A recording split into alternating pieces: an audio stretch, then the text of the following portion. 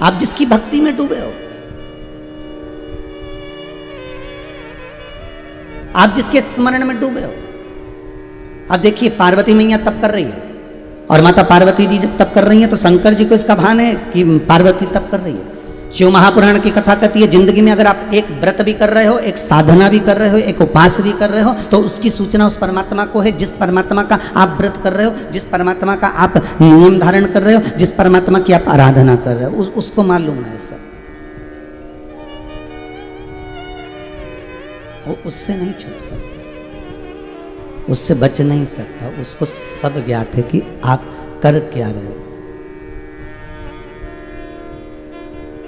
कितना सुंदर कहा है, यदि मनुष्य मानव एक लोटा पानी लेकर जितने कदम चलकर शंकर के मंदिर तक पहुंचता है, एक लोटा पानी लेकर जितने कदम चलकर शिव के दरवाजे तक पहुंचता है, उतने कदम की गिनती दुनिया रखे ना रखे, आप रखे ना रखे, और उस शंकर के पास में उस कदम की गिनती रहती है।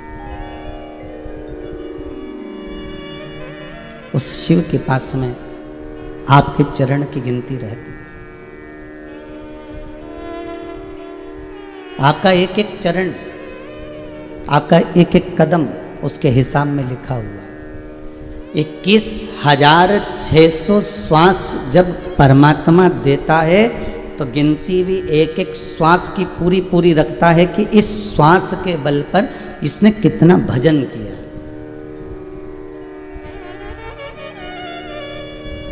इसने कितना स्मरण किया। जिस आसन पर बैठकर हम भजन करते हैं ना, जिस आसन पर बैठकर हम भगवान की पूजन करते हैं, आराधना करते हैं, नाम जाप करते हैं, मंत्र जाप करते हैं, स्मरण करते हैं, जिस आसन पर बैठकर हम भगवत चर्चा करते हैं, जिस आसन पर बैठकर हम भगवान का स्मरण करते हैं, उसमें जितने रेशे होते हैं महाराज, जितने रेशे होते हैं। क्यों कहा जाता है कि कुशा के आसन पर बैठकर करो, क्यों कहा जाता है कि कम्मल पर बैठकर करो, क्यों कहा जाता है कि आसन लगाकर भगवान का पूजन करो, क्यों कहा जाता है कि एक आसन बिछाकर आप परमात्मा का मंत्र जाप करिए, एक आसन बिछाकर भगवान का स्मरण करिए, एक आसन बिछाकर भगवत चरणारविंद का रस तत्व ग्रहण करिए। क्यों कहा जाता है, किस लिए? एक आसन की महत्वता को दर्शाने के लिए नहीं, उसकी महत्वता यह है कि जितने उस आसन में रेशे होते हैं, जितने उस आसन में रुए होते हैं, जितने उस आसन में धागे होते हैं, हम एक बार अगर राम का नाम लेते हैं, हम एक बार भगवान का स्मरण करते हैं, तो वो जो धागे, जो रेशे, जो बिंदु उस आसन में हैं जिस पर हम बैठे हैं, एक बार मंत्र बोलने पर उसका संपूर्ण पुण्य उतना प्राप्त हो जाता है जितना उस आसन में रेशे हैं। जितने उस आसन में, जितने उस धागे उस आसन में होते हैं, जितनी कुशा, जितना डाब, जितने बिंदु उस आसन में होते हैं, उतना फल हमें प्राप्त हो जाता है, उतना फल। आप जितने लोग आस्था चैनल पर कथा सुन रहे हो, जितने फेसबुक यूट्यूब पर कथा सुन रहे हो, मोबाइल पर कथा सुन रहे हो, आप लोग अपने घर में जब पूजन करते होगे, आप जितना स्मरण करते होगे तो एक आसन बिछाते होगे। अब एक बहुत अच्छी तरह से समझ लेना, तुम्हारे घर के मंदिर में देवी जी की मूर्ति भी है, तुम्हारे घर के मंदिर में शंकर जी की प्रतिमा भी है, स्वरूप भी, शिवलिंग भी है, तुम्हारे घर के मंदिर में गणेश जी भी है, तुम्हारे घर के मंदिर में शंख देव भी रखे हैं, तुम्हारे घर के मंदिर में घंटाल भी रखा हुआ है, गरुड़ घंटाल, तुम्हारे घर के मंदिर में गणेश जी भी बैठे हैं, तुम्हारे घर के मंदिर में देवता भी बैठे हैं, तुम्हारे घर के मंदिर में कुल देवी भी बैठी है। इतने बड़े मंदिर में और भी देवी देवता हो सकते हैं, उनका नाम हमें ध्यान में नहीं होगा। बद्रीनाथ गए होगे तो बद्री विशाल, केदार गए हो तो केदारनाथ, तो उज्जैनी गए होगे तो महाकाल, काशी गए होगे तो विश्वनाथ, शिरडी गए होगे तो बाबा, तो जितने भी होंगे आपके यहाँ बहुत सारे देवी देवता विराजमान होंगे, ये पक्का। जितने कथा सुन रहे हो, ऐसा किसी का घर नहीं जिसके घर में भगवान नहीं, सबके घर में। जो नहीं सुन रहे उनके यहाँ भी है, एक आले में, एक मंदिर में बहुत सारे भगवान रखे हुए हैं। अब आप ध्यान दीजिएगा जरा, आप आरती उतार रहे हो भगवान नारायण की, आप आरती उतार रहे हो लक्ष्मी जी की, आप आरती उतार रहे हो बद्रीनारायण की, आप आरती उतार रहे हो श्री गणेश जी महाराज की। जय गणेश जय गणेश जय गणेश देवा, माता जाकी पार्वती पिता महादेवा। या आपने आरती उतारी जय जगदीश हरे, या आपने आरती उतारी जय शिवा ओमकार। अब आरती केवल आप शंकर की गा रहे हो, आरती केवल आप भगवान विष्णु की गा रहे हो, आरती केवल आप भगवान आदि आदि गणेश जी महाराज देवी देवता जिसकी भी आप आरती गा रहे हो, जिसका भी आप भजन कर रहे हो, आरती आप केवल एक देवता की गा रहे हो। पर आप आरती सारे देवता कितने सारे बैठे हैं, तो गणेश जी के बाद क्या तुम देवी जी की आरती गाओगे? जितने लोग आस्था पे सुन रहे हो सही बताना, गणेश जी के बाद देवी जी की गाओगे, देवी जी के बाद शनि महाराज की गाओगे, शनि महाराज के बाद गुरु महाराज की गाओगे, गुरु महाराज के बाद में शंकर जी की गाओगे, शंकर जी के बाद में लक्ष्मी जी की गाओगे। जितने देवता तुम्हारे मंदिर के अंदर बैठे हैं, क्या सारे देवी देवता की आप आरती गाओगे क्या? नहीं, आरती एक गा रहे हो, आरती एक बार। और इतने दिए भी नहीं लगाओगे कि गणेश जी के लिए अलग दिया लगाया, शनि महाराज के लिए अलग लगाया, राहु के लिए अलग लगाया, शंकर जी के लिए अलग लगाया, कुल देवी का दिया अलग, कुल देवता का दिया अलग। ये नहीं है, दिया एक लगा है, आरती एक बोली जा रही है। फिर सारे देवताओं को ये आरती स्वीकृत कैसे होगी? सारे देवताओं की आरती का पुण्य हमें कैसे मिलेगा? तो शिव महापुराण की कथा कहती है, स्कंद पुराण कहती है, पद्म पुराण कहती है कि जिस आसन पर बैठकर हम आरती करते हैं और वो जिस तरह से गुथा हुआ होता है, उसमें जितने धागे लगे होते हैं, उतने ही देवताओं की आरती का पुण्य हमारे खाते में पहुंच जाता है। हमें अलग से किसी देवता की और आरती उतारने की जरूरत नहीं पड़ती कि गणेश जी की हम अलग से उतारेंगे, कुल देवता की अलग से उतारेंगे, उन देवता की अलग से उतारेंगे, उन देवी की अलग से उतारेंगे। नहीं नहीं, आरती एक है, मंत्र एक है, स्मरण एक है, नाम जाप एक है, पर आसन पर बैठकर सबकी प्राप्ति हमें होगी।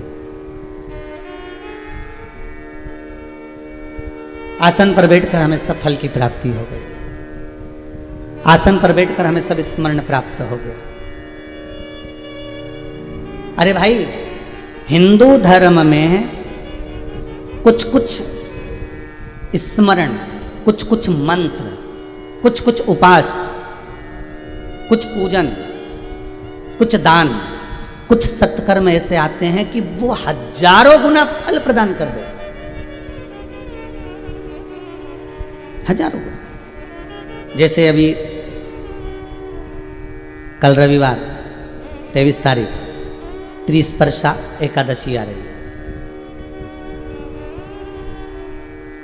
ये पिछले वर्ष के योग में पढ़कर इस वर्ष फिर कृपा कर दी भगवान ने। देखिए, अब ये सोचिएगा कि ये त्रिस्पर्शा एकादशी अभी 2 वर्ष से लगभग बाबा की ये सिक्र, इससे पहले कई साल निकल गए थे तो नहीं आई थी। पर ये सोचो कि ये 2 साल से कोरोना भी आ रहा है, तो ये 2 साल से त्रिस्पर्शा एकादशी भी आ रही है। समझने वाली बात है सब।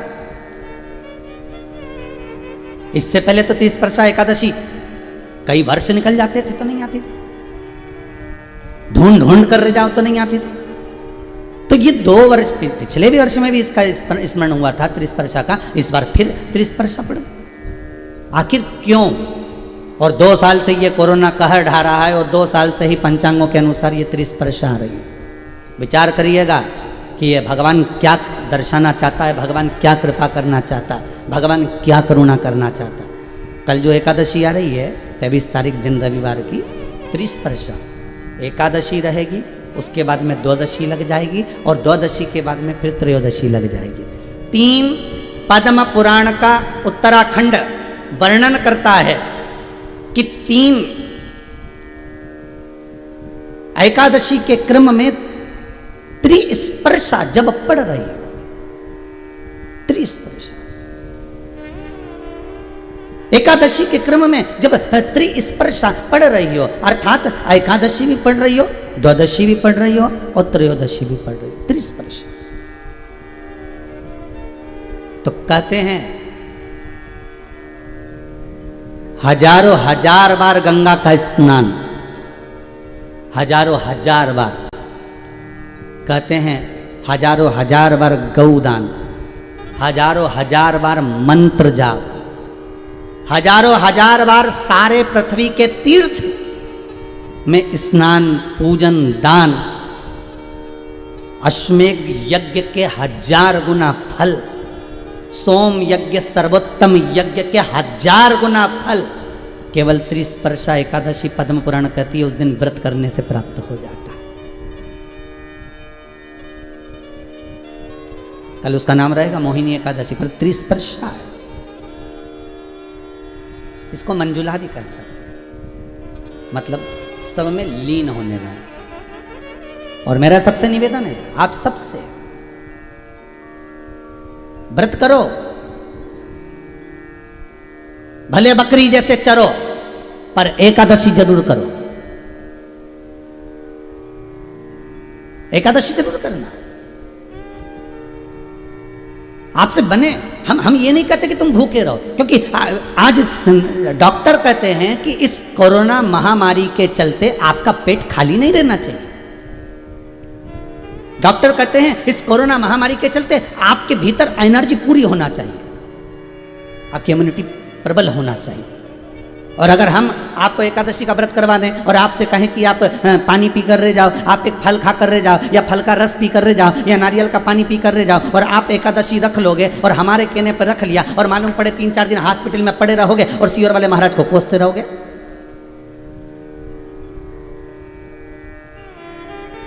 अरे भाई, शिव महापुराण की कथा करते हैं, जजमान हमसे पूछते हैं, कई जजमान पूछते हैं, वो तो भले हैं सोमानी जी जिन्होंने एक बार भी नहीं पूछा है, तो कई जजमान हमसे पूछते हैं कि हम व्रत करेंगे कि ना करें, हम करें कि ना करें। सोमानी जी ऐसे निकले, इनसे हमें पूछना पड़ा।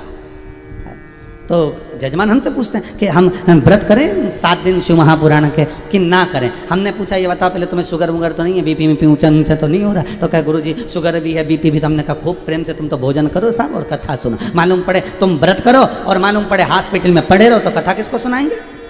इसलिए तुम तो खूब शिव महापुराण की कथा कर रही है, पद्म पुराण कर रही है कि त्रिस्पर्शा एकादशी में अगर घर के बच्चे भी हैं, घर के बुजुर्ग भी हैं, घर के बड़े भी हैं, और हो सकता है अगर उनसे बन जाए, तो हम ये नहीं कहते कि तुम जल पर रहना, हम ये नहीं कहते कि तुम नारियल पानी पर रहना। हाँ, डॉक्टर कहते हैं अभी आपको आपकी एनर्जी प्रबल चाहिए, अगर भूखे रखेंगे तो हो सकता है कोई तकलीफ हो। इसलिए खूब प्रेम से आप तो बकरी जैसे चरो, पर एकादशी करो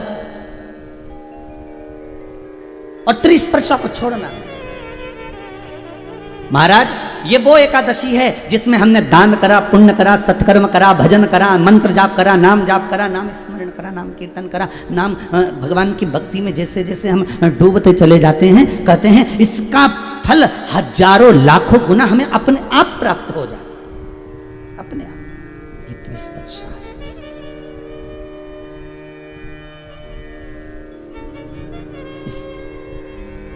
मौका दिया है भगवान ने, 2 साल से मौका दे रहा है, 2 साल से भगवान कृपा कर रहा है, जान करके कृपा कर रहा है। क्यों?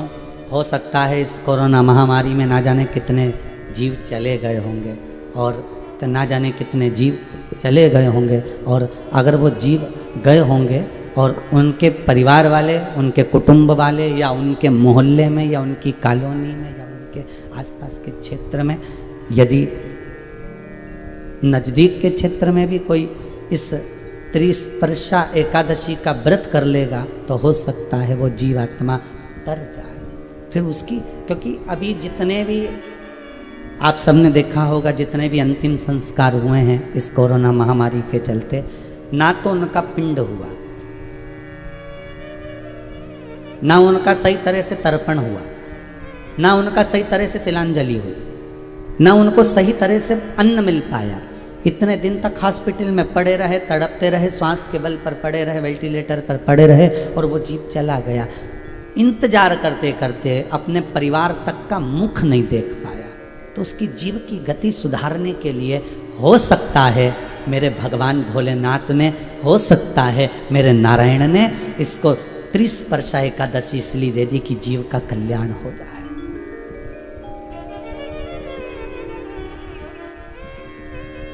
करो।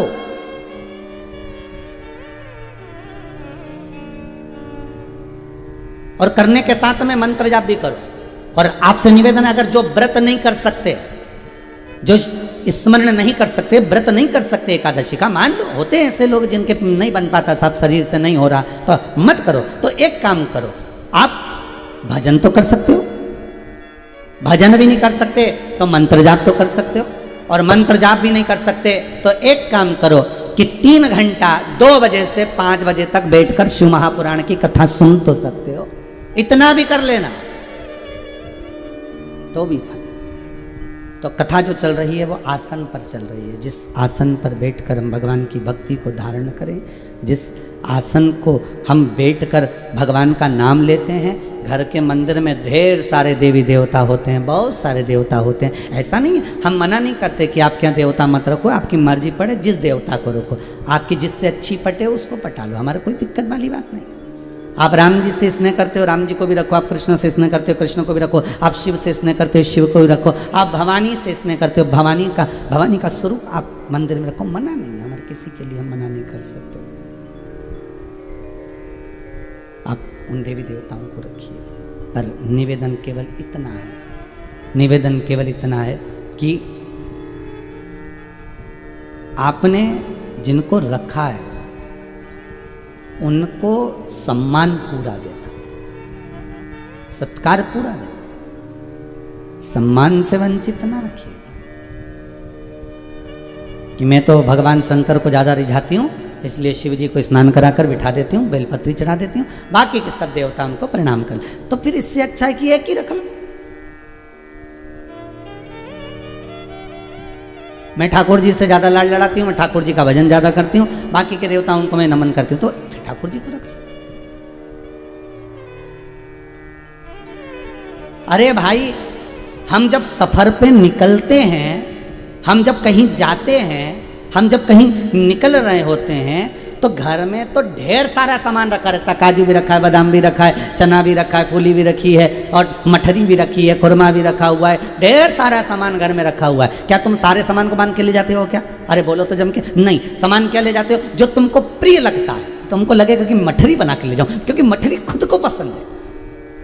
और पति को मठरी पसंद नहीं है, पति ने कहा कि मेरे लिए तो चने रख लेना, तो उसके लिए चने रखा। जो चीज़ तुम्हें प्रिय लगेगी, जो चीज़ तुम्हें अनुकूल लगेगी, अच्छा लगेगा, तुम उसको लेकर जाओगे। उसी तरह परमात्मा की सेवा में, भगवान की भक्ति में, भगवान की दृढ़ता में, भगवान के स्मरण में आपकी दिल को, आपकी चित्तवृत्ति को जो अच्छा लगे आप उसको जप लो,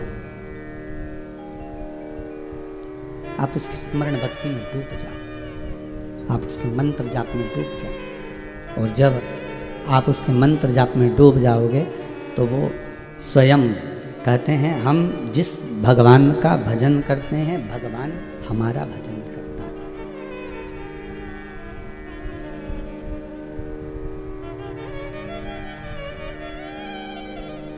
हम जिसका स्मरण करते हैं वो हमारा स्मरण करता है। पहले के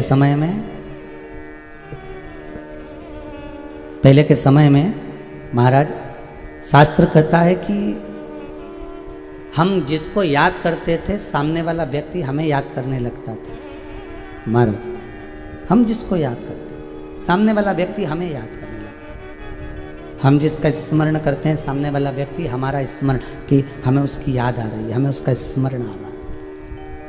हम क्यों कहते हैं ऐसा? क्योंकि सामने वाला व्यक्ति जो होता है ना, उसको हमारा स्मरण आता है, सामने वाले व्यक्ति को हमारा स्मरण ज्ञात होता है, हम ज्ञात होते हैं।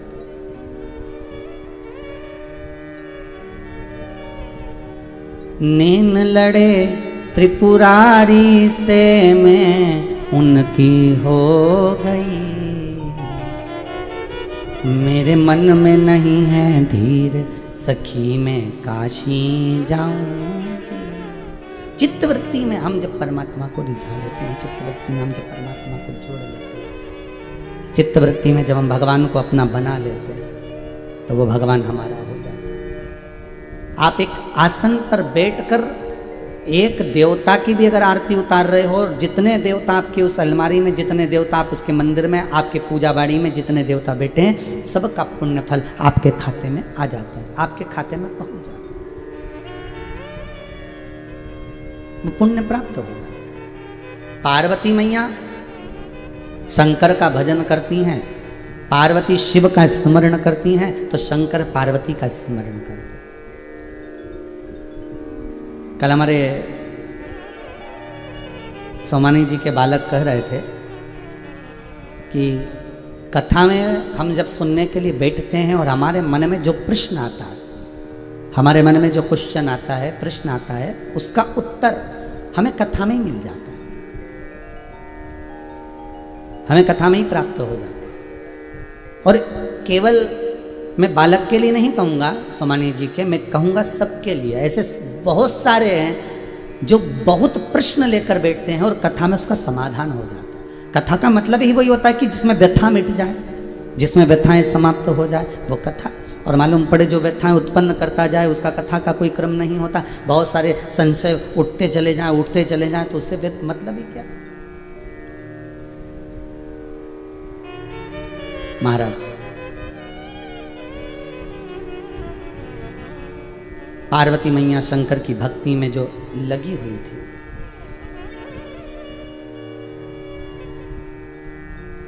वो भक्ति इतनी प्रबल थी कि शिव पार्वती को पाने के, आपके व्रत में इतनी प्रबलता होना चाहिए कि भगवान आपको पाने के लिए भी तरसे।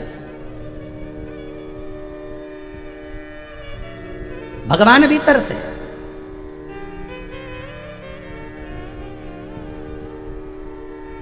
कभी कभी किसी मंदिर में जो भगवान का प्रिय भगत होता है ना, जो भगवान का लाड़ लड़ाने वाला होता है, प्रिय होता है, और वो मंदिर में नहीं आया एक आध दिन, तो भगवान का जब श्रृंगार होता है ना तो वो अपने आप गिरने लगता है।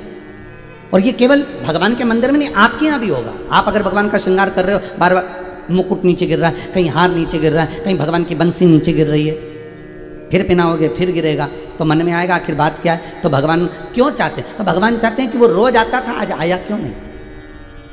वो रोज मुझसे मिलने आता था, उसका रोज दीदार होता था, मुझसे रोज दर्शन होता था, फिर आज आया क्यों नहीं है, वो यहां पहुंचा क्यों नहीं है।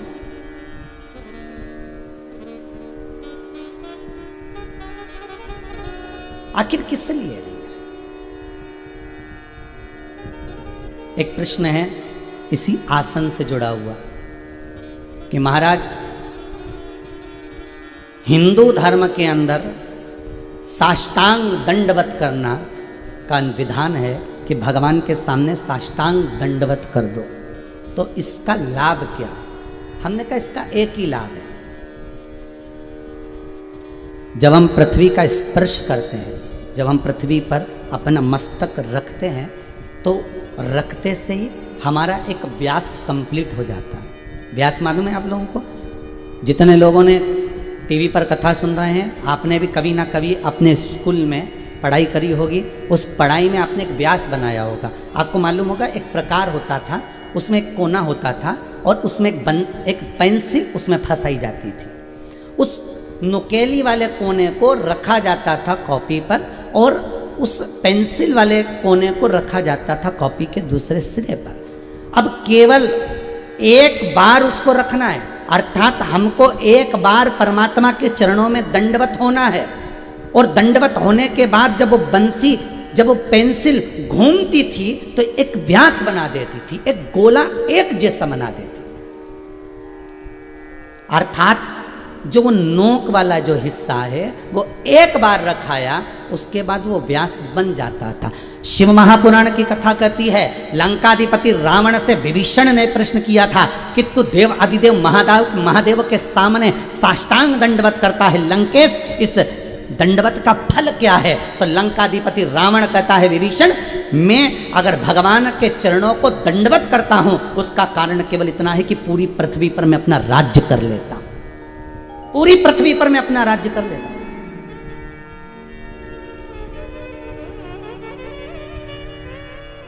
केवल एक दंडवत का फल इतना है।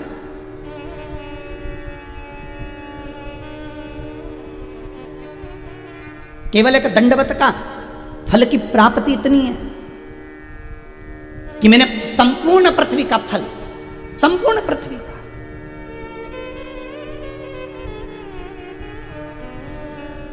जैसे बीले के फल का रस शंकर को चढ़ा देने पर संपूर्ण पाप मनुष्य के छिन्न हो जाते हैं। अब दुनिया के लोगों ने वो बीले का रस तो हटा दिया और उसकी जगह लोग कहते हैं ईख का रस, गन्ने के रस का अभिषेक करवा। हमने कई लोगों से सुना, हमारे वो सेठ जी है ना, गन्ने का रस का अभिषेक कर रहा, 25 किलो गन्ने का रस बुलवाया है अभिषेक करने के लिए, 50 किलो गन्ने का रस बुलवाया। अरे शिव महापुराण की कथा में नहीं वर्णन, शिव महापुराण की कथा में वर्णन है स्कंद पुराण में वर्णन है, लिंग पुराण में वर्णन है, नर्मदा पुराण में वर्णन है कि जो बेलपत्री का फल होता है उस फल का गुर्दा पानी के कलश में डाल दो और वो जल अगर समर्पित कर दिया तो ही पाप छिन्न हो जाते, रस ना भी मिले तो चलेगा।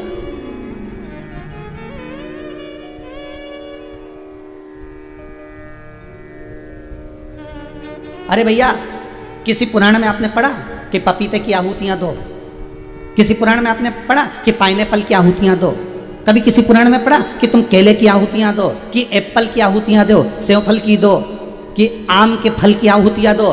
संपूर्ण अगर आप जितने भी अनुष्ठान देखेंगे, जितने पूजन के प्रमाण देखेंगे, उसमें एक ही चीज आता है कि बेले के फल की आहुतियां दो। इसमें पपीता नहीं लिखा है, इसमें पाइनएप्पल नहीं लिखा है, इसमें कोई दूसरी वस्तु नहीं लिखी, इसमें एक ही लिखा कि बेले की आहुतियां देना है, बेले के फल की आहुतियां दो, हवन करो। तो उसका क्या प्रमाण? तो शास्त्र कहता है मात्र बेले का एक टुकड़ा भी अगर अग्नि में जाता है, 33 कोटि देवताओं को अगर हमने आहुति छोड़ी, ओम ब्रह्मवे स्वाहा, ओम विष्णवे स्वाहा, हम जिस देवता का नाम लेंगे उस देवता की जब आहुति छोड़ेंगे तो वो उसके खाते में जाती है। हमने ब्रह्मा का नाम लेकर ब्रह्मदेव की आहुति छोड़ी तो ब्रह्मा के खाते में गई, विष्णु के नाम लेकर ओम विष्णवे स्वाहा तो विष्णु के खाते में गई, देवी की आहुति छोड़ी तो देवी के खाते में गई, अगर हमने गुरु महाराज की आहुति छोड़ी तो गुरु के खाते में गई। केवल एक बेल का फल ऐसा होता है, बेल का टुकड़ा ऐसा होता है, बेल पत्री के वृक्ष का फल ऐसा होता है जिसका एक टुकड़े की अगर आहुति भी हम डालते हैं तो सारे देवताओं के खाते में जाती है, वो एक देवता के खाते में नहीं जाएगी। अगर एक बेलपत्री के टुकड़े की आहुति डाली तो 64 योगनियां सारी योगनियों के हिस्से में जाएगी, सारी देवियों के हिस्से में जाएगी, सारे देवताओं के हिस्से में जाएगी, वो किसी एक देवता की नहीं रहती, वो संपूर्ण में बट गई है, संपूर्ण। फिर निवेदन करेंगे जो पहले कहा, आज फिर कह रहे हैं, एक लोटा पानी, एक कलश जल हम जब शंकर जी पे चढ़ाते हैं तो जितने 33 कोटि देवता हैं सबको उसका भाग मिल जाता है। ये कहीं नहीं मिलता, बस शिव के पास मिलता है, शंकर के पास।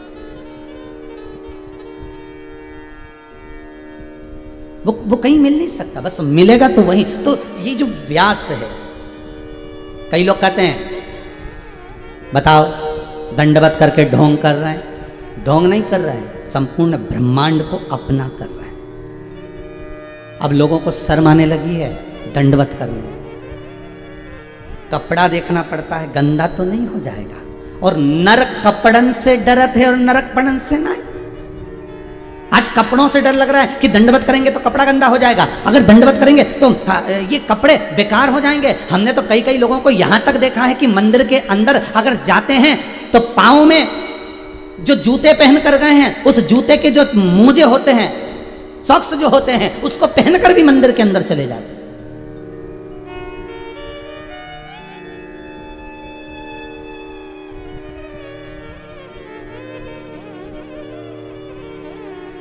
वो पांव में मोजा पहनकर मंदिर के अंदर। अब बताओ ईमानदारी से बोलो, तुमने जूता बाहर उतारा, वो जूते का संग पकड़ा कि नहीं पकड़ा उस मोजे ने, वो सॉक्स ने, तो उसको पहनकर तुम मंदिर के अंदर कैसे प्रवेश कर गए? उसको पहनकर तो मंदिर में कैसे प्रवेश कर गए? पर एक चीज हमको देखने को मिलती है हमारे गोवर्धन नाथ जी के चरणों में, श्री गिरिराज महाराज के चरणों में। गोवर्धन नाथ जी पर जब दूध चढ़ाने के लिए लोग आते हैं, जूता उतार आते हैं और मोजे अगर पहने रहते हैं तो ब्रज के पंडा, गिरिराज जतीपुरा के पंडा, गोवर्धन नाथ जी के पंडा कहते हैं चलो पहले ये मोजे उतार कर आओ, पहले ये सॉक्स उतार कर आओ, उसके बाद हाथ धो, खासा करो, उसके बाद तुम दूध चढ़ाओ, उसके बाद तुम जल चढ़ाओ।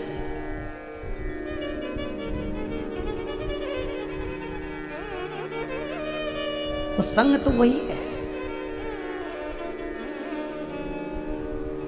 करो दंडवत यहां से वहां तक, करो दंडवत।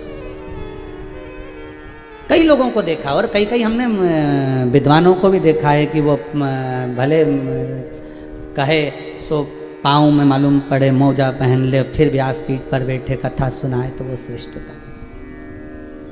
कईयों को हमने देखा, वो श्रेष्ठता। दंडवत करा, हम जब साष्टांग दंडवत कर रहे हैं, व्यास जितने लोग टीवी पे कथा सुन रहे हैं आपने भी अपना कंपास रखा होगा, कंपास ही बोलते थे हम लोग तो अब है, कंपास रखा होगा और उस कंपास में ऐसा एक नोक और उसमें एक पेंसिल फंसाने का ऐसा होता था। हमको याद नहीं रहा कि ये कथा निकलेगी, नहीं तो हमारे घर से ले आते राघव जी से मांग के, हो तो वो आपको दिखा। तो उसमें जो नोक वाला होता है वो नीचे होता है और पेंसिल वाला उसको घुमाते चले जाता है और घूमने के बाद वहीं आकर खड़ा हो जाता है। शिव पुराण कर रही है, भविष्य पुराण कर रही है, अग्नि पुराण कर रही है, पद्म पुराण कहती है जब संसार का मनुष्य परमात्मा के चरणों में, सदगुरु के चरणों में, माता पिता के चरणों में, घर के बड़ों के चरणों में, घर के बुजुर्गों के चरणों में, किसी विद्वान के चरणों में, परमात्मा के चरणों में, तीर्थ व्रत में जब साष्टांग दंडवत करता है तो जैसे ही वो सोता है अपना मस्तक अपनी नासिका पृथ्वी पर जब वो लगाता है, लगाते से उसका व्यास बन जाता है, अर्थात उसकी रक्षा का प्रमाण भगवान के पास पहुंच जाता है कि इसने जितनी जगह घेरी है इसके संपूर्ण शरीर की रक्षा करना मेरा काम है। वो व्यास बन गया।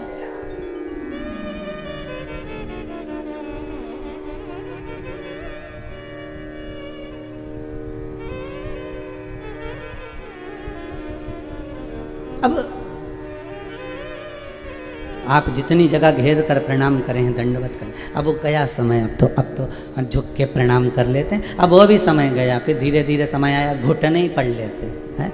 अब घुटना पढ़ना भी गया। जय श्री कृष्णा साहब दूर से, अभी तक कोरोना महामारी चल रही है, दूर से राम राम होना चाहिए, वो ठीक है, पर परमात्मा के दरवाजे पर, भगवान की चौखट पर, भगवान के स्मरण में ये जो हाथ मिलाने का जो क्रम हुआ है ना आज के ज़माने में, ये बीमारी जो हो रही हाथ मिलाना, ये हाथ मिलाना हमारे हिंदू धर्म का प्रमाणित नहीं है।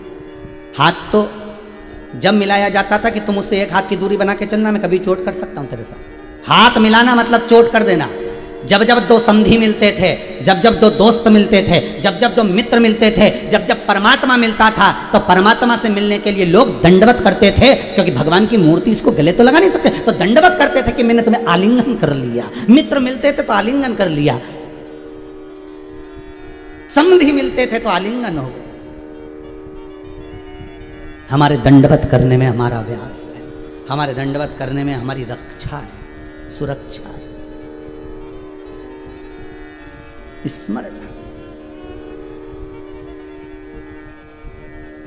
और फिर वो हमारा भजन, हमारे पार्वती मैया शिव जी के मंत्र जाप में जब डूबी तो शंकर भगवान को ज्ञात रहता रहा कि ये क्या कर रही है। आप अगर एक व्रत कर रहे हो, चाहे एकादशी का करो, चाहे प्रदोष का करो, चाहे सोमवार का करो, चाहे मंगलवार का करो, चाहे शनिवार का करो, आप जिस देवता का व्रत करते हो, जिस भजन को, जिस व्रत को आप करते हो, वो देवता की दृष्टि आपके ऊपर रहती है।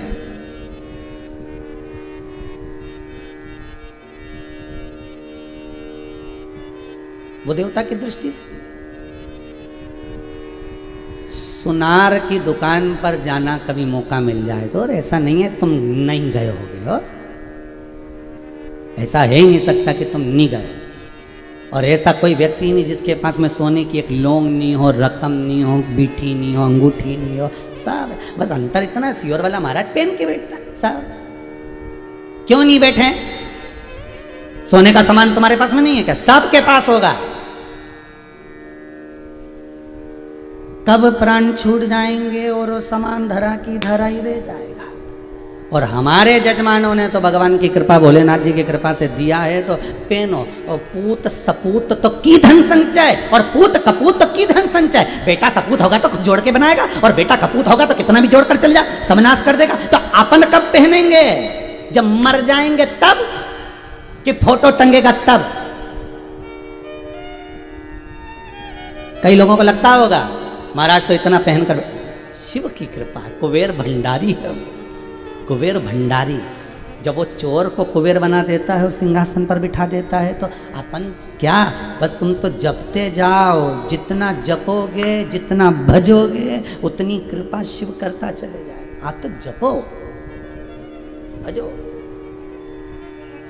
आप व्रत करोगे उसके ध्यान में। सुनार की दुकान पर जाकर देखना, सुनार आपको मंगलसूत्र दिखाएगा, सुनार आपको अंगूठी दिखाएगा, सुनार आपको सामान दिखाएगा। अब आप सोचो कि सुनार अपने काम में लग गया, सुनार अपने काम में लग गया, तो तुम एक मंगलसूत्र क्या जेब में डाल सकते हो? क्या तुम तुम्हारे पर्स में डाल सकते हो अंगूठी? नहीं, सुनार तुमको जो दिखा रहा है उसकी दृष्टि तुम्हारे ऊपर ही है, तुम्हारे ऊपर। भले तुमने उसका रख रखा है, देख रहे हो, परख रहे हो। उसी तरह जैसे सुनार कोई सोने की सामग्री देता है तो दृष्टि पूरी रखता है, काम करता रहेगा पर दृष्टि उतनी रहेगी, गिन के दिया है आइटम तो गिन के वापस लेता है। उसी तरह उसने, अगर आपने एक व्रत करा, एक उपवास करा और उसका एक उपास तुमने उठाया, मतलब सुनार की दुकान पे से एक मंगलसूत्र उठाया, एक अंगूठी उठाई और तुम उसको देख रहे हो, एक व्रत यदि आपने करा तो उस परमात्मा को भान रहता है कि इसने व्रत उठाया है, इसने एकादशी करी है, इसने सोमवार का व्रत करा, इसने मंगलवार का व्रत करा, इसने शनिवार का व्रत करा। उस परमात्मा को ज्ञात है कि ये कर रहा है, उसके खाते में लिखा है। बस निवेदन है कि वो सोने की अंगूठी देखो, अच्छे से देखो, ले भी लो, मना नहीं है, पर चुपचाप से जेब में मत डाल लेना। जेब में डाला तो फिर जो होगा वो तुम सबको मालूम, फिर तो तमरा में ले जाके कूटे। वो कोई तो यहाँ भी यही है, बस तुम व्रत करो, खूब करो, साधना करो, खूब करो, पर अंगूठी को बैग में मत डालना। उसी तरह व्रत वाले दिन तुम्हारे मुंह से असत्य नहीं निकलना चाहिए। जिस दिन तुम्हारा व्रत रहे उस दिन तुम्हारे मुंह से गलत बात नहीं निकलना चाहिए। जिस दिन तुम्हारा व्रत रहे उस दिन तुम्हारे मुंह से झूठ नहीं निकलना चाहिए। जिस दिन तुम्हारा व्रत हो उस दिन तुम्हारे मुंह से गाली नहीं निकलना चाहिए। जिस दिन तुम्हारा व्रत हो उस दिन तुम्हारे मुख से अपशब्द ना निकले, तुम्हारे हाथ से कोई गलत काम ना हो जाए। नहीं तो कमरे में ले जाके दोचता है, कूटता है।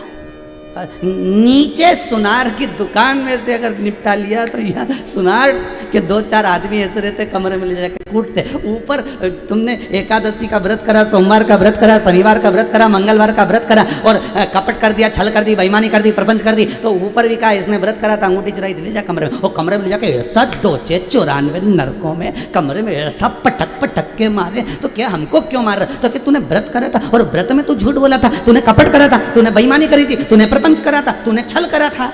बस वही हिसाब पूरा हो रहा है। करो, अंगूठी ले लो, मंगलसूत्र ले लो, देखो, पर लेना हो तो ले, नहीं लेना तो बात दूसरी, पर करो तो नियम से करो। व्रत करना है आपको, मना नहीं है। आप लोग, कई माताएं कहती हैं हम तो पशुपति व्रत करेंगे, कोई कि हम सोमवार का व्रत करेंगे, कोई कि हम संकट सोमवार करेंगे। पड़ोसन को देख देख के संकट सोमवार का व्रत रख लिया और मालूम पड़े ऐसा व्रत रखा कि 2 घंटे से तो हॉस्पिटल में पड़ी और क्या क्या अब मेरा संकट सोमवार का व्रत कैसे करूं? डॉक्टर बोल रहा बाद में कर लेना। फिर अगला व्रत आया तो बीपी ऊंचा नीचा हो गया, टेंशन में हो गया, मैं खाऊंगी नहीं, टेंशन हो गया। व्रत करो, मना नहीं है, पर तुमसे सदैव ऐसा करना, तुमसे सदैव ऐसा कर।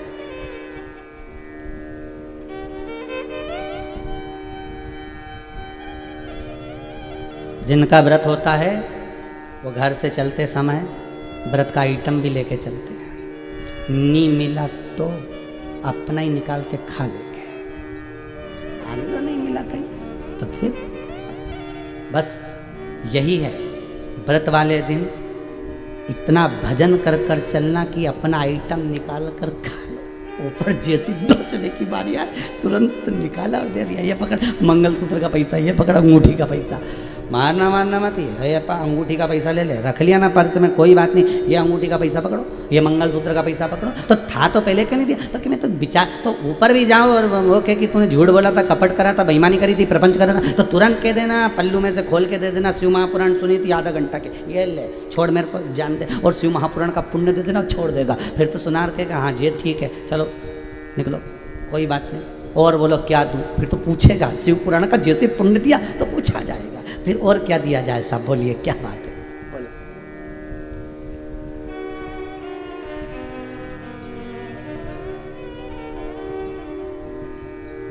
कितना? अच्छा, किराने वाला किराना बेचता है, कपड़े वाला कपड़ा बेचता है, ठीक है, और लकड़ी वाला लकड़ी बेचता है, लोहे वाला लोहा बेचता है, पर सबसे सुंदर दुकान तो सोने चांदी वाले की होती है। तुम देखा, इतनी सुंदर सजा धजा के रखेगा, एकदम पतला पतली टांग टुंगा के, एकदम बढ़िया। और कोई दुकान वाला तुमको चाय नहीं पिलाएगा, पर वो जरूर पिलाएगा। कभी विचार कर, पिलाएगा। उसी तरह वो परमात्मा है, वो सब कुछ व्यवस्था रखता है। मंत्र जपोगे, भजन करोगे, कीर्तन करोगे, स्मरण करोगे, नाम जाप करोगे, तो वो कह देता है मेरे पास में बहुत तरह तरह के आइटम हैं, 94 तरह का नरक और ये बैकुंठ है, ये गौलोक धाम है, ये कैलाश पर्वत है, ये ब्रह्मलोक है, ये देवलोक है। तुम जितना भजन करा है, जिस वैरायटी का आइटम चाहिए माल देना पड़ेगा। तुमने कहा मैंने शिव महापुराण की कथा सुनी है, तो कह देगा जाओ इनको जरा हीरे की अंगूठी दिखाओ, कैलाश पर्वत छोड़ के आओ। अगर तुमने कहा कि मेरे पास में इतना रुपया है, मैंने भगवान विष्णु का भजन करा, तो कहेगा इसको बैकुंठ छोड़ के आओ, ले जाओ इसको जरा बढ़िया गोल्डन रूम दीजिए। तो ये आपके ऊपर है कि आपको चाहिए क्या, आपको क्या चाहिए, ये आपके ऊपर। एक कथा पहले सुनाई है, वही कथा का प्रमाण फिर लेते हैं। एक पंडित जी कथा करते थे, बड़ी सुंदर कथा बाँचते बाँचते पंडित जी मर गए, बैकुंठ गए। बैकुंठ का दरवाजा बंद था। चित्रगुप्त महाराज से पूछा, महाराज जी दरवाजा कब खुलेगा? तो क्या कल सुबह खुलेगा 9 बजे।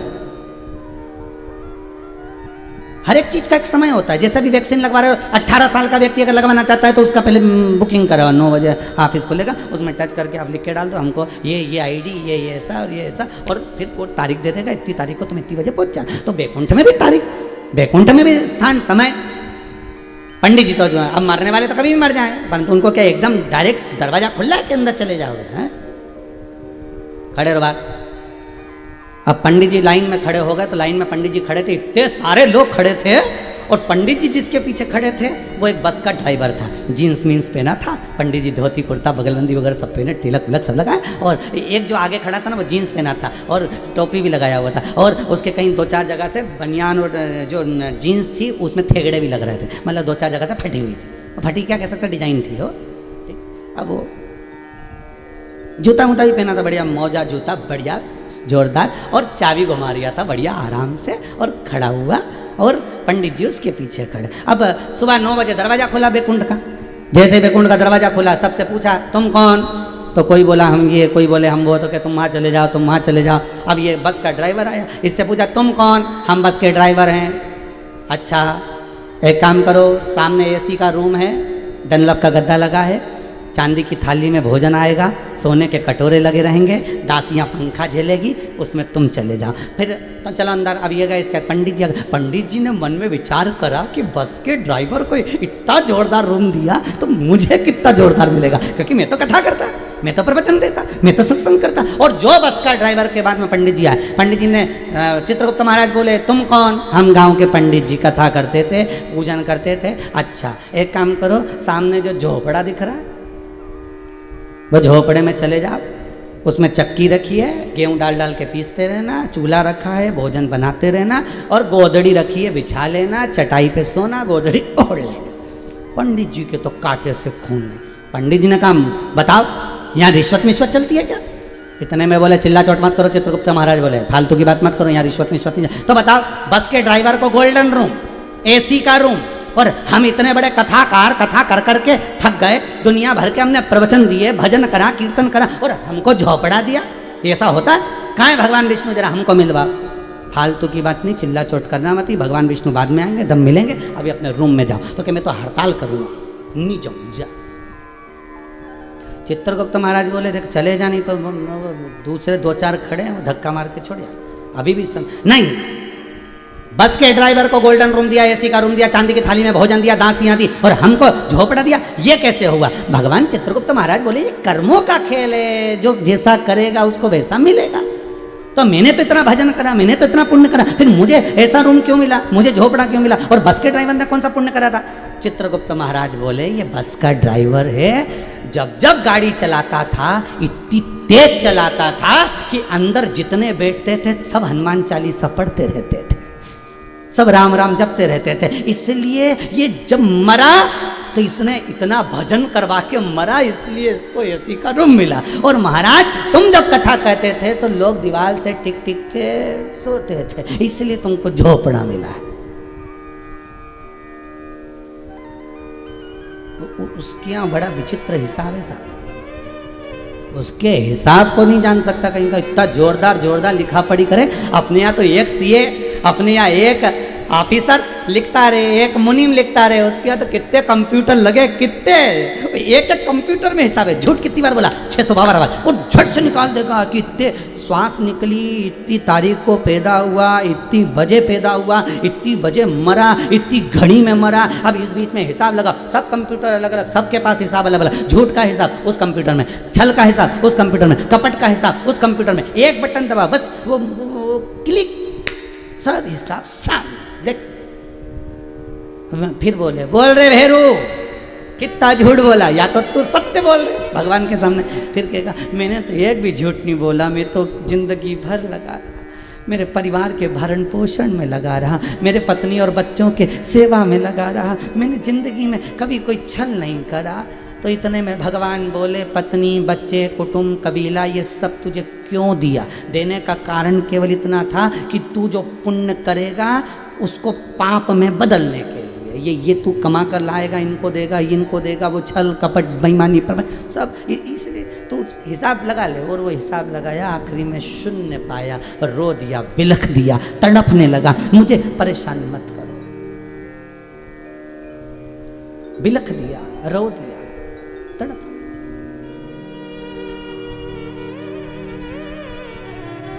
चित्तवृत्ति में अशुद्धता।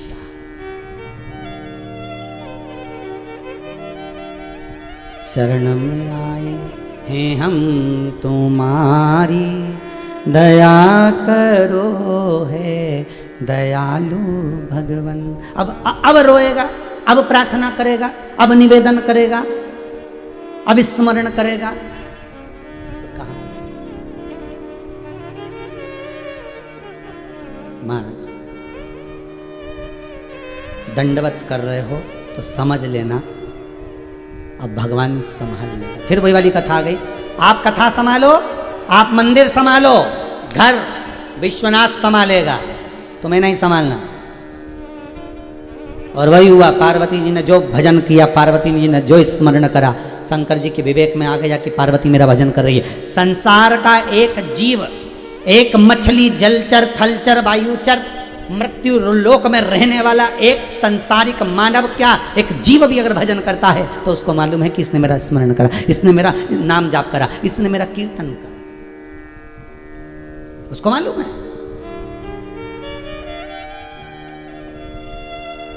एक कथा मिलती है, एक व्यक्ति पैदल पैदल केदारनाथ जी के लिए जा रहा है,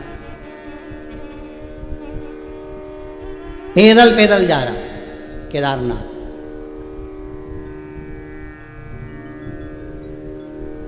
स्मरण करता जा रहा है, हर शंभो हर हर शंभो, हर शंभो हर हर शंभो। स्मरण करता करता करता करता करता केदारनाथ, जैसे पूछते पूछते जानते जानते केदारनाथ पहुंच गया। पहुंचने में थोड़ी सी देर हो गई। केदारनाथ जी का आज विराम दिवस, पट बंद होना था, बाबा को सोना था, और ये पहुंच रहा है और वहाँ 20 मिनट पहले पट बंद हो गए। केदारनाथ जी की पालकी वापस आने लगी। पंडा जी के चरणों में, पंडित के चरणों में उस व्यक्ति ने पांव पकड़ लिए, मुझे दर्शन करा दो, बहुत दूर से आया, बहुत दूर से आया, आस और विश्वास लेकर आया हूं, मुझे दर्शन करा दीजिए। नियम नियम है और नियम होना भी चाहिए, नियम होना चाहिए। हम तो आप लोगों को पहले भी कहें, जिंदगी में एक नियम बनाकर चलो, कोई भी एक नियम बना लो कि मैं शंकर जी के मंदिर में एक दाना चावल का चढ़ाऊंगी, कोई एक नियम बना लो कि मैं एक बेलपत्री, एक शमी पत्र, या ये भी नहीं कर सकते तो शंकर जी के मंदिर में 3 बार ताली बजाऊंगी, ये भी नियम नहीं बना सकते तो ये कैसा, मैं शंकर जी के शिखर का दर्शन देखकर भोजन करूंगी, मैं शंकर की चौखट का दर्शन कर कर भोजन करूंगा। एक नियम आप अपनी जिंदगी में बना सकते हो और उस नियम को निभाना परमात्मा को पड़ेगा। आप नियम आप बनाओ, निभाएगा वो।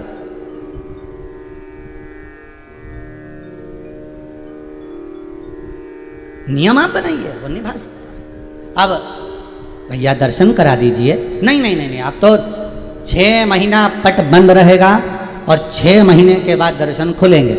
हाथ जोड़ लिए, पांव पड़ लिए, भैया कृपा करो, नहीं नियम है साहब, ताले लग गए, बंद हो गया, चलो बर्फ जम रही है, ठंड पड़ रही है, चलो नीचे चलो, अब तो जाओ तुम भी। 6 महीने, हाँ भैया थोड़ी सी देर दर्शन करा के वापस बंद कर देना। नहीं नहीं नहीं, एक बार अगर दर्शन बंद हो गए तो फिर नहीं खुलेंगे, अब तो 6 महीने के बाद ही खुलेंगे। आंख में आंसू भर गया। बाहर नंदी था, नंदी तो कोई बंद नहीं करता, शिव अंदर थे, अंदर का पट बंद हो गया था, नंदी बाहर था। ये नंदी से टिक कर बैठ गया और रो रहा। पंडित जी ने बोला चलो यहाँ से उठो, थोड़े दूर गया, दूर जाकर बैठ गया, एक पत्थर से, एक शिला से टिक कर बैठ गया, पत्थर शिला से टिका, बैठ गया। ठंड लगने लगी, जो था उसके पास में वस्त्र उसको उसने ओढ़ लिया। सब चले गए, ये रह गया।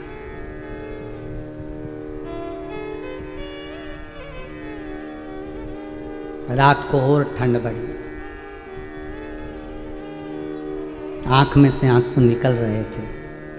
मैं तेरे दर्शन के लिए आया और पट बंद हो गया। पैदल चलकर आया हूं, बड़ी दूर से आया, बड़ी दूर से। आप कृपा करेंगे तो दर्शन होगा। बंद पट।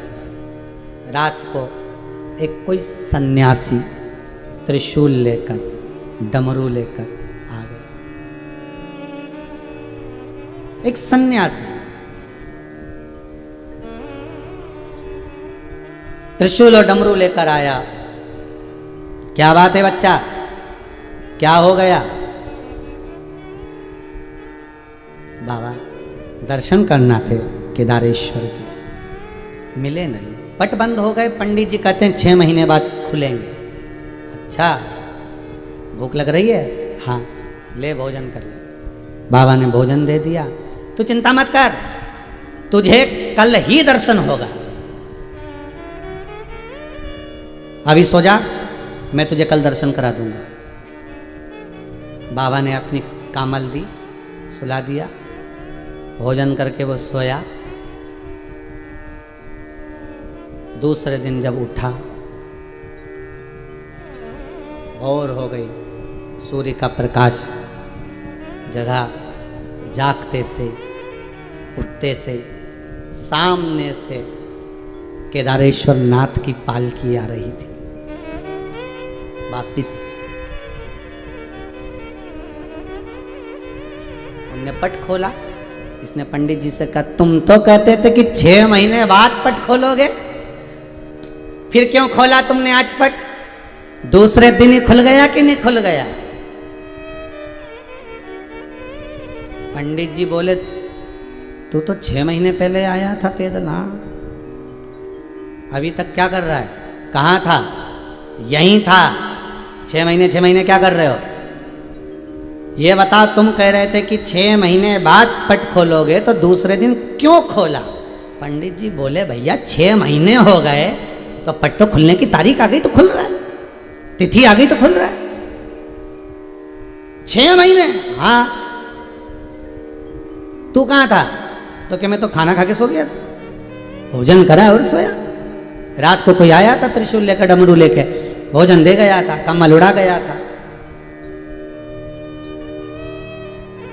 और सो गया था। पंडित जी ने अंदर जाकर केदारनाथ जी पर जब घी मला, मलते मलते पंडित जी की आंख से आंसू निकल गए।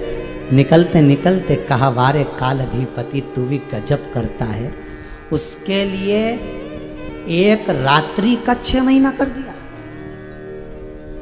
6 महीने की एक रात्रि मात्र। वो ऐसा सोया कि 6 महीने बाद उठा, उसके लिए 6 महीने की रात्रि कर दी। तो गजब करा है। ये घड़ी का जो समय है ना, ये सुधारने में नंबर 1 है मेरा शंकर। ये समय इतनी जल्दी सुधार देता है। दुनिया के लोग वो देवता के जाना है, वो दुनिया के लोग वहां जाना है, कोई जाता है वहां, कोई जाए वहां। यहाँ से काम नहीं हुआ वहां चलेगा, वहां से काम नहीं हुआ वहां चलेगा, उस देवता से काम नहीं हुआ उस देवी के पास चलेगा, वो देवी से काम नहीं हुआ वहां चलेगा, और बचा कुचाता तो पीर पैगंबर की दरगाह पर चलेगा। 50 जगह पर जाकर लोगों ने अपना समय सुधारने का प्रयास करा, समय मिलाने का प्रयास करा। समय मिलाने के लिए पुराने लोगों की कथा उठाकर देखिए। जो पुराने लोग होते थे, जब अपने पास में घड़ी रखते थे तो पुराने लोग उस घड़ी का समय देखते थे और समय मिलाते थे। काय से मिलाते थे पुराने लोग? रेडियो से। सोमानी जी ध्यान होगा, आप लोगों को भी ध्यान होगा जितने आस्था चैनल पर कथा सुन रहा है, जितने टीवी पर सुन रहा है, जितने मोबाइल पर सुन रहा हो, पहले के लोग रेडियो से समय मिलाते थे, रेडियो से। और उससे नहीं मिलता था, फिर कई न्यूज आती थी उससे समय मिलाते थे। और कई लोग कहते थे कहां जा रहे हो पिताजी? पिताजी बोलते थे बस आ रहा हूं जरा न्यूज देख के। तो न्यूज सुनने नहीं जा रहा, घड़ी बंद हो गई, समय गड़बड़ हो गया, तो इसको मिला के आ रहा हूं। तो समय मिलाने के लिए वहां जाते थे। घड़ी बंद हो गई, उसको सही करना है, मिलाना है, तो वो उस न्यूज चैनल के पास में, उस रेडियो के पास में जाते थे और बिल्कुल कांटा लगा के बैठ जाते थे। तो लोग पूछते तुम्हारी घड़ी में कितना बजा? कि 4:30। तो क्या अभी तो न्यूज़ का टाइम हो गया ना, 6:30 बजेगा, 4:30, अभी बस मिलाने के लिए तो आया हूँ, बस मिला लूँ। जैसे पुराने लोग समय मिलाने के लिए, समय की घड़ी को सही करने के लिए रेडियो के पास में, न्यूज़ चैनल के पास में बैठकर कहीं जाकर समय मिलाकर अपनी घड़ी ठीक करते थे। बस शिव महापुराण की कथा वही कह रही है। आज भी दुनिया के लोगों का समय ठीक नहीं चल रहा, घड़ी ठीक नहीं चल रही, तो वो देवाधिदेव महादेव शंकर की कथा में जाकर बैठ जाओ, एक बार शिव महापुराण में जाकर बैठ जाओ, घड़ी मिल जाएगी और समय सही चलना प्रारंभ हो जाएगा। घड़ी मिलाना है, समय सही चलाना है, तो शंकर के दरवाजे पर जाना पड़ेगा। वो कालचक्र ऐसा घुमाता है कि 6 महीने की रात्रि को 1 रात्रि बना देता है। दुख की रात्रि को कब काट देगा पता नहीं चल पाए।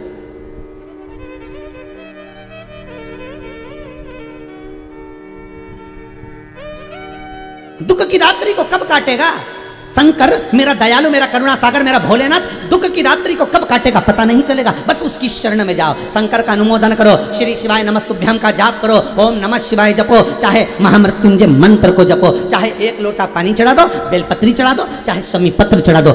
नहीं मिले 3 बार ताली बजा दो, वो भी नहीं मिले शिखर का दर्शन कर लो, शिखर दर्शनम सर्व पाप नाशनम। बस वो घड़ी की सुइयों को सवारने में नंबर 1 है। जितने बार बनाए सब शंकर ने बनाया। उठाओ शिव महापुराण देख लो, विद्येश्वर संहिता में लिखा है, सोमवार उसने बनाया, मंगलवार उसने बनाया, बुधवार, गुरुवार, शुक्रवार, शनिवार सब उसके बनाए हुए। घड़ी उसने बनाई, पल उसने बनाया, तिथि उसने बनाई, नक्षत्र उसने बनाया, समय उसने बनाया, जन्म देने वाला वो, मारने वाला वो, जब एक एक श्वास का हिसाब रखने वाला वो। तो घड़ी सही करना है तो उसी के पास तो जाओगे जिसकी दुकान पे सही हो सकती है। किराने की दुकान पे जाके बोल रहे जरा घड़ी सही कर दे रहे, किराने की दुकान पे जाके बोल रहे भैया घड़ी देख, हमारी HMT की है, तुम जरा देख लेना। तो हमारी कौन सी कंपनी होती है, राम जी राम, ओ ध्यान में आए तो वो तो इस घड़ी पे लिखा था तो समझ में आ गया। हो तो हमारी HMT जरा देखना। किराने वाले से कहा जरा घड़ी देख लो जरा सही कर। किराने वाला बोलेगा पागल हो गया, तुअर की दाल दूँ कि चना की दाल दूँ, चावल दूँ कि शक्कर दूँ, गुड़ दूँ कि तेल दूँ, जो चाहिए यहाँ मिलेगा। पर ये घड़ी वड़ी यहाँ नहीं सुधरती। घड़ी कहाँ सुधरेगी? तो कि घड़ी वाले की दुकान पे जाना पड़ेगा। अच्छा, फिर लेके पहुंच गया कपड़े वाले की दुकान पे, हमारी घड़ी सुधार दो। कपड़े वाला बोला गजब।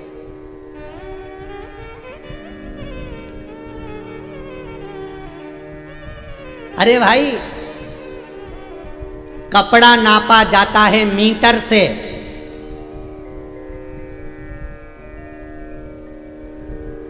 सब्जी तोली जाती है बाट से, जमीन नापी जाती है जरीब से, और रिश्ते नापे जाते हैं करीब से।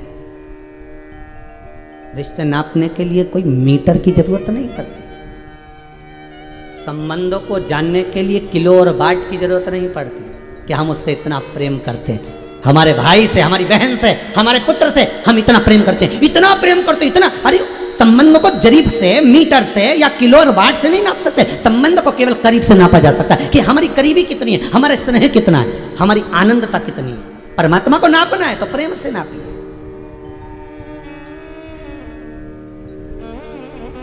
भाई कपड़े वाले से कहा देखो ना जरा हमारी घड़ी खराब हो गई, समय ठीक नहीं हो रहा, इसका कांटा गड़बड़ हो रहा है, ये कांटा ही समझ में नहीं आ रहा है, ये बड़ा वाला तो दिख भी जाता है पर ये छोटा कब खसक जाता है दिखता ही नहीं, पर टाइम पे पहुंच भी जाता है। वो जरा देखिए जरा। फिर वो कपड़े वाले ने कहा नहीं हमारे यहाँ पर नहीं, हमारे यहाँ तो कपड़ा देते। फिर गया सुनार की दुकान पर, कहे जरा देखना जरा। वो कहे दादा पागल हो गया है क्या तू, बता घड़ी लेकर सुनार की दुकान पे आए हैं तो सोना चांदी मिले। फिर वो कहे लकड़ी वाले की दुकान पे चले गए, सोफा बना रहा था, कह घड़ी सही तो क्या यहाँ नहीं हो, यहाँ तो कील ठोकी जा, चलो यहाँ से। फिर वहाँ से भी नहीं हुआ, तब आखिरी में फिर पहुँचा मोबाइल की दुकान पे। मोबाइल वाले ने कहा यहाँ तो मोबाइल ठीक होता है साहब, यहाँ पर घड़ी ठीक नहीं होती, समय ठीक नहीं होता, ये जाओ घड़ी वाले के पास। फिर घड़ी वाले के पास गए तो घड़ी वाले ने कहा देखो सेल बदल के देख लेता हूँ। घड़ी वाला क्या बोला, सेल बदल के देख लेता हूँ, अगर चल गई तो ठीक। उसी तरह संत कहते हैं मैं दिल बदल के तो देख लेता हूँ, अगर मन बदल गया, सेल बदल गया और चल गया तो चल गया। और मान लो मैंने सेल फिट करा और नहीं चला तो घड़ी में गड़बड़ी है। फिर 1-2 दिन तो क्या 2 दिन में 2 दिन नहीं 7 दिन तो लगेगा, और यही 7 दिन से पुराण कर घड़ी सुधार देता कि 2 दिन में घड़ी वापस कर दो। नहीं हम सेल बदल के देखेंगे, अगर सेल लगाएंगे फिट करेंगे, बोलो रे सही है कि गलत है, सेल फिट करके देखेंगे। तो उन्हें बेचारा ने घड़ी खोली ने पीछे से ढक्कन निकाला, बस यही अहंकार का ढक्कन है जो निकाला जाता है। अहंकार का ढक्कन जैसे ही निकाला और उनमें से जो पुराना सेल था, मतलब जो मन व्यसनों में डूबा हुआ था, काम में, लोभ में, आसक्ति में, तृष्णा में, वासना में, उसको निकाला। तो निकालते से ही बोला रे खूब सारा कचरा जम गया, अगर तुम बोलो तो सेल के साथ साथ सफाई भी कर दूँ। तो इतने में सदगुरु बोले कचरा ज़्यादा हो गया, सेल तो बदलूँ ने सफाई भी कर दूँगा पर थोड़ा समय लगेगा। तो क्या अब एक काम करो, सेल बदल के देख लिया चल ही नहीं रही तो एक काम करो तुम तो घड़ी साफ भी कर देना और फिर बात। तो 2 दिन में दे दोगे क्या, नहीं। अब बोलो रे आस्था चैनल पे जितने कथा सुन रहा, मोबाइल पे सुन रहा, कितने दिन लगेंगे घड़ी बदलने में, बोल घड़ी सुधरने में कितने दिन। तो क्या 2 दिन में तो नहीं होगी, क्योंकि बहुत सारी पड़ी है, इतनी सारी घड़ी। अब देखो पूरा विश्व पड़ा है, करोड़ों में लोग पड़े हुए हैं, तो इतनी घड़ी सुधरने में थोड़ा समय। तो तुम्हारा नंबर का तो कि 7 दिन रखूँगा और कहा इसमें मैं थोड़ा थोड़ा सा वो स्प्रिट डाल देता हूँ, कभी कभी घासलेट का तेल डाल देता हूँ, कभी कुछ डाल देता हूँ, अंदर से पूरी क्लीन कर भेजूँगा उसी। फिर बस उसने कहा काम करो तुम 7 दिन रखो, तुम 7 दिन रखो, इसके बाद में तो फिर उन्होंने कहा फिर तू टाइम कैसे देखेगा।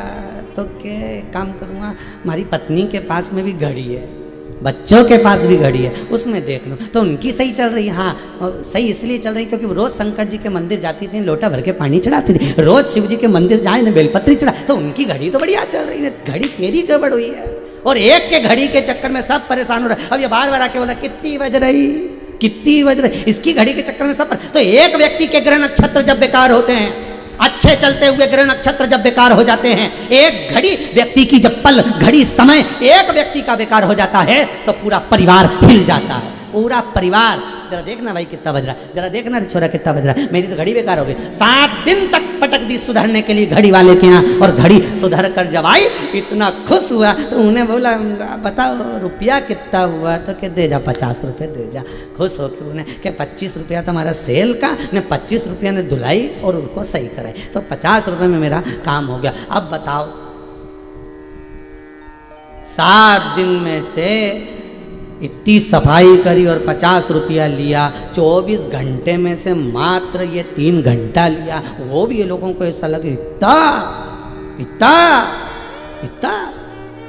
तो घड़ी वाले ने कह दिया ले जाए 50 हमें नहीं चाहिए, धर ले तेरे पास तो। फिर बिगड़ेगी तो अब हम नहीं सुधारेंगे, ले जा ले जा। ये सुधारने को मिला, ये संवारने को मिला। और ये जब सवरता है, जब ये सुधर होता है, कई लोग कथा सुनकर अपनी जिंदगी को सुधार रहे हैं, कई लोग इस कथा को कई प्रदेशों में अन्य जगहों पर लोग कथा को अखबारों में छाप कर भी इस कथा को आगे बढ़ा रहे हैं। ऐसे कई जगह है साहब, और प्रतिदिन कई अखबारों की खबरें व्हाट्सएप पर आती है, कई अखबारों की है। अगर समीर जी के पास है तो दिखा है, कई अखबारों की लोग प्रेरणा दे रहे हैं, सुनो 2 बजे से 5 बजे तक घड़ी की दुकान खुली है और घड़ी सवार सकती है 7 दिन में तुम्हारी जिंदगी को। तो बस आपसे भी निवेदन है, कपड़े की दुकान पर या किराने की दुकान पर या सुनार की दुकान पर घड़ी नहीं सुधरेगी, मोबाइल की दुकान पर घड़ी नहीं सुधरेगी। घड़ी सुधरेगी तो घड़ी की दुकान पर सुधरेगी। उसी तरह व्यक्ति का समय, घड़ी किसने बनाई? शंकर जी ने। पल किसने बनाया? शंकर जी ने। विदेश्वर संहिता उठाओ शिव महापुराण की, उसमें लिखा है वार किसने बनाया? शंकर जी ने। नक्षत्र किसने बनाया? शंकर जी ने। सारी तिथि, वार, समय, नक्षत्र, घड़ी, पल सब शंकर ने बनाया। तो जब घड़ी उसने बनाई है तो सुधारेगा भी वही। उसी के पास जाओ, 1 लोटा पानी चढ़ा, बम बम बोलो, या नहीं जा सकते तो शिव महापुराण में ऐसे डूब जाओ। 2 बजे से 5 बजे तक शंकर की कथा का ऐसा स्मरण करो कि ये घड़ी जो बेकार चल रही है, रुक रुक के चल रही है, अटक रही है, ये घड़ी संवर जाए और बाबा इस घड़ी को अच्छा कर दे। इस पल को, ये जो आज कोरोना महामारी में लोग त्रासित हो रहे हैं, ये घड़ी, ये पल, ये समय शंकर की कथा ही सही कर सकती है। शिव महापुराण, कोई दूसरा नहीं।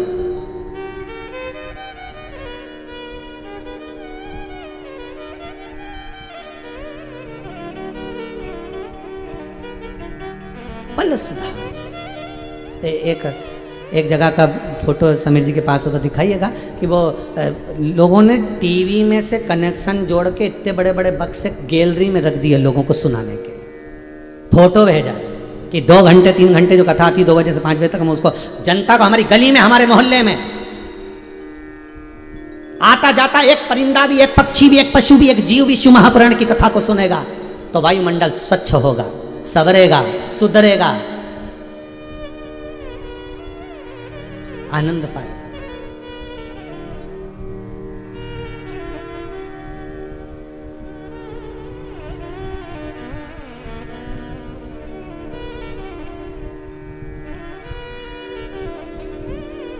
एक माता को ब्लैक फंगस हो गया, आंखों में दिखना बंद हो गया, तो भी मोबाइल पर कथा सुन रही है, हॉस्पिटल के अंदर बैठकर बाबा पर विश्वास कर कर कि बाबा आंखें भली जा रही है पर शंकर मेरे भीतर रहेगा तो वह त्रिनेत्रधारी अपना नेत्र मुझे दे देगा, ये विश्वास है।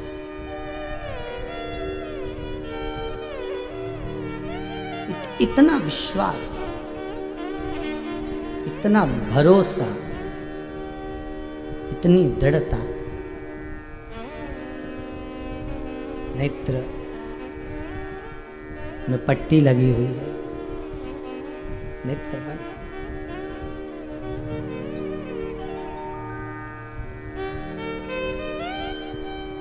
नेत्र बंद है उसके, और हाथ में हॉस्पिटल के पलंग पर बैठी हुई शिव महापुराण की कथा उस हॉस्पिटल में, उस अस्पताल में श्रवण कर रहे, नेत्र बंद उसके। तो ये नई जो बीमारी आ गई, नेत्र काले पड़ जाना, ब्लैक फंगस की, दिखाई नहीं देना, वो ग्रसित हो गई।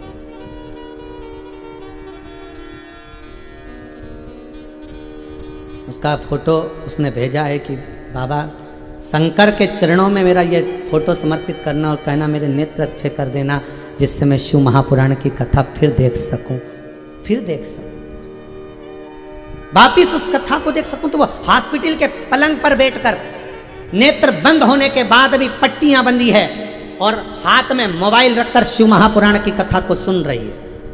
आस्था चैनल के पास में अगर वो फोटो हो उस माता का तो अवश्य दिखाएं। उसका रसतत्व, उसका भाव, उसका प्रेम शंकर के प्रति। फिर निवेदन करूंगा, घड़ी वही सुधार सकता है। इस कोरोना महामारी में लोगों का जो समय बेकार चल रहा है, लोग कह रहे हमारा व्यापार नहीं चल रहा, लोग कह रहे हम दुखी हो गए, लोग कहे हमारा वो जीव चले गया, वो ऐसा हो गया। मैं निवेदन करूंगा, घड़ी उसने बनाई है, समय उसने बनाया है, पल उसने बनाया है, तो सवारेगा भी वही। उस शंकर को मत छोड़ो, उसके चरण पकड़ लो साहब। शंकर का अनुमोदन श्री शिवाय नमस्तुभ्यम का जाप करिए, जपो, स्मरण करो। ब्रह्मदेव से वर मांगते हैं कि नन इतनी कृपा कर दो कि मेरी मृत्यु। ब्रह्मा जी कहते हैं भाई देख तारका, एक बात अच्छे से समझ ले, मरना तो पड़ेगा, ये पक्का। अच्छा, राक्षसों का पाला देवताओं से पड़ता था और देवताओं का पाला राक्षस से पड़ता था।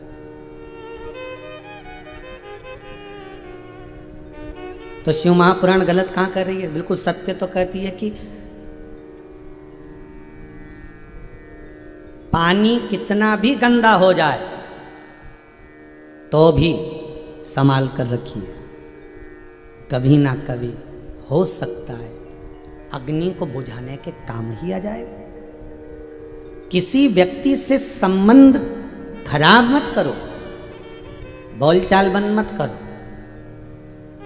लड़ाई हो जाए, झगड़ा हो जाए, कितना भी लड़ लो, झगड़ लो, कुछ भी कर लो, पर बोलचाल बंद मत करना। बोलचाल बंद मत करो, क्योंकि हो सकता है कभी ना कभी किसी ना किसी जगह पर वो बात, वो काम सामने आ ही जाए।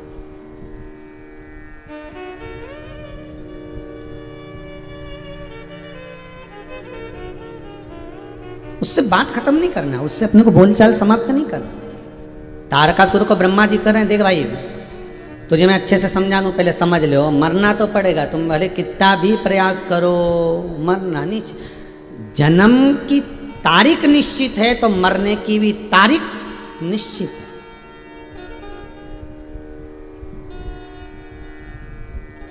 एक व्यक्ति ने एक कथा सुनकर लिख के भेजा था कि आप बोलते जन्म की तारीख निश्चित है तो मरने की तारीख निश्चित है, परंतु आज के ज़माने में जन्म की तारीख तो डॉक्टर सिस्टर निश्चित करते, इतनी तारीख को ऑपरेशन करना है, इतनी तारीख को बच्चा होना चाहिए। अब आप देख लो कितनी बजे आप बोलेंगे उतनी बजे इसका ऑपरेशन हो जाए, तो जन्म की तारीख तो फिर डॉक्टर ने निश्चित करी। नहीं नहीं नहीं, डॉक्टर के मुख से किलवाने वाला भी शंकर है, कोई दूसरा नहीं। वो किलवा भी जो रहा है, बोल भी जो रहा है, बुलवा भी जो रहा है, वो शिव ही है, वो शंकर ही। एक बार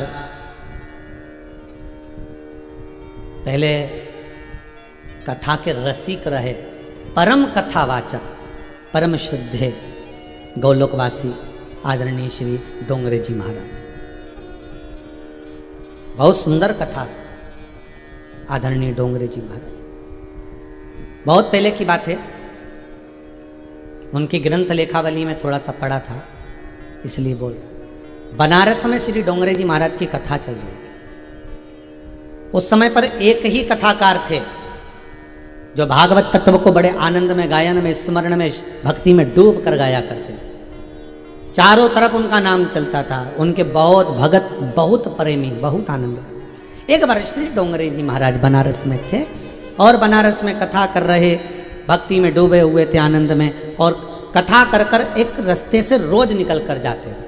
आज श्री डोंगरे जी महाराज ने अपनी गाड़ी को अपने भक्तों को कहा, 15-20 भगत साथ में थे, रुको रुको जरा, मुझे मंदिर जाना। देवी जी के मंदिर के अंदर जाने लगे। बाहर एक पंडित जी, फटी सी धोती थी, शरीर पर कोई कपड़ा नहीं था, सिर पे त्रिपुंड लगा हुआ था चंदन का, और वो भी ऐसा लग रहा था कि पंडित जी के पास चंदन भी नहीं है। वो भी मंदिर में गए होंगे तो मंदिर के ही चंदन से तिलक लगाया।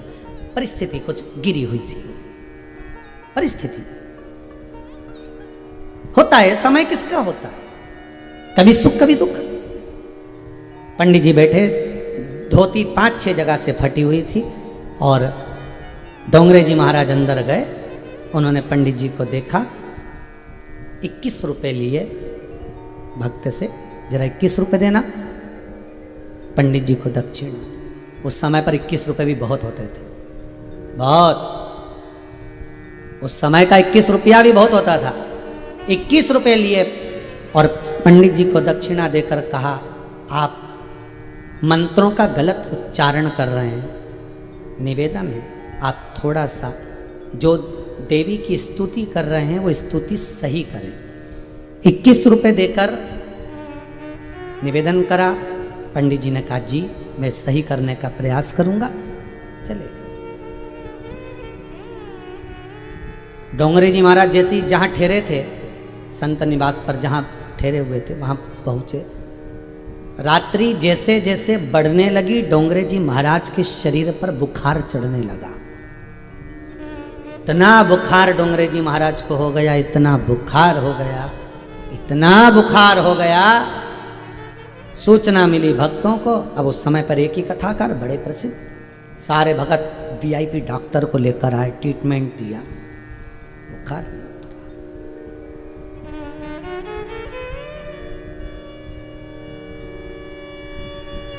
10-20 मिनट डोंगरे जी महाराज को नींद आई होगी। सुबह 4:15 बजे डोंगरे जी महाराज फिर उठ गए। उठते से ही खड़े हो गए। 2-4 भगत को खबर करी, जाकर बोलो मंदिर जाना है देवी के। सुबह 4:15 बजे देवी के मंदिर चलो। 10-12 लोग इकट्ठे हुए, डोंगरे जी महाराज के साथ देवी जी के मंदिर गए। और माता रानी के मंदिर में जाकर डोंगरे जी महाराज ने पंडित जी को देखा तो वही पाठ कर रहे थे।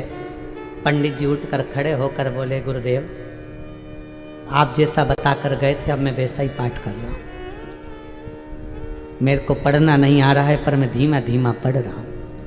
अटक जरूर रहा हूं गुरुदेव, पर पाठ सही कर रहा हूं।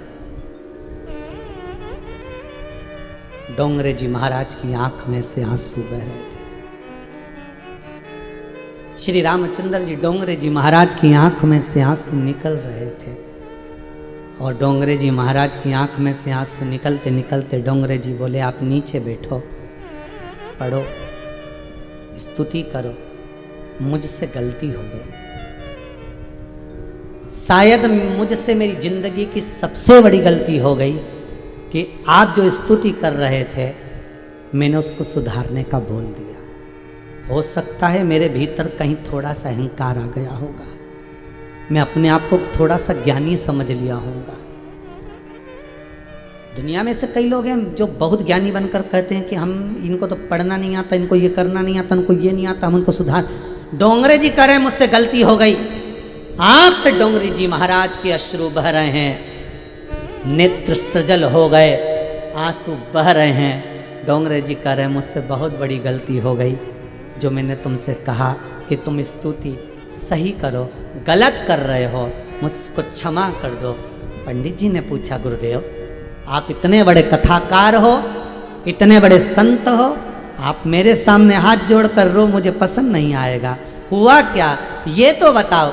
डोंगरे जी महाराज बोले, भैया रात्रि को बुखार चढ़ता गया, चढ़ता गया, चढ़ता गया, इतना तेज बुखार आ गया कि जगदम्बा मेरे सामने खड़ी थी और मुझसे कह रही थी कि जो मंदिर में स्तुति करता था उसकी स्तुति से मैं प्रसन्न होती थी। जब वो स्तुति करता था तो हम 64 योगनियां नृत्य करती थी। तेरे चक्कर में आज वो स्तुति बंद हो गई। डोंगरे तेरे चक्कर में आज स्तुति बंद हो गई है।